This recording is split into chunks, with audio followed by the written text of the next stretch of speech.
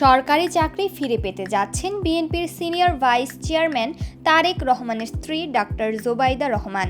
সব প্রক্রিয়া শেষে 2-1 দিনের মধ্যে আদেশ জারি করবে স্বাস্থ্য মন্ত্রণালয়, সূত্র এ তথ্য নিশ্চিত করেছে।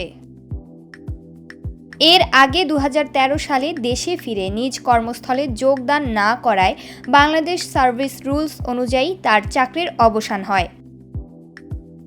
এ বিষয়ে স্বাস্থ্য মন্ত্রণালয়ের স্বাস্থ্য সেবা বিভাগের যুগ্ম সচিব AKM ফজলুল হক বলেন, বিএনপির সিনিয়র ভাইস চেয়ারম্যান তারেক রহমানের স্ত্রী ডাক্তার জোবাইদা রহমান মঙ্গলবার দেশে ফিরেছেন। তিনি সরকারি চাকরি ফিরে পাচ্ছেন। স্বাস্থ্য মন্ত্রণালয় থেকে এ সংক্রান্ত প্রস্তাব প্রক্রিয়াধীন আছে। এখন সব প্রক্রিয়া শেষে 2-1 দিনের মধ্যে আদেশ জারি করা হবে।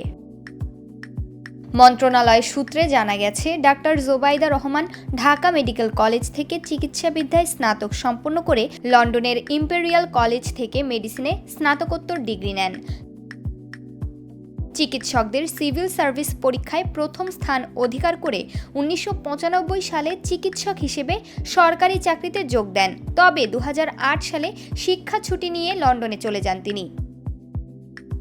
এরপর ছুটি বিধিমালা অনুযায়ী দেশে ফেরত আসতে না পারায় চাকরি থেকে তাকে বরখাস্ত করে স্বাস্থ্য মন্ত্রণালয়। জানা গেছে, BCS পরীক্ষায় প্রথম হয়ে সরকারি হাসপাতালে চিকিৎসক হিসেবে যোগ দিয়ে কর্মজীবন শুরু করেছিলেন ডাক্তার জোবাইদা রহমান।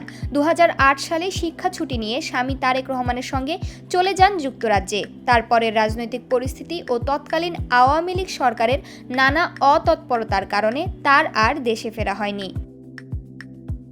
দীর্ঘ 17 বছর পর অবশেষে মঙ্গলবার সকালে তিনি শাশুড়ি খালেদা জিয়ার সঙ্গে দেশে ফিরে এসেছেন। দেশে ফিরে ডাক্তার জোবাইদা রহমান তার বাবার ধানমন্ডির বাসায় থাকবেন। সরকারের পক্ষ থেকে এই নিরাপত্তা ব্যবস্থা নিশ্চিত করতে সব ধরনের পদক্ষেপ নেওয়া হয়েছে। প্রমা কান্তা কোয়েল, বার্তা 24।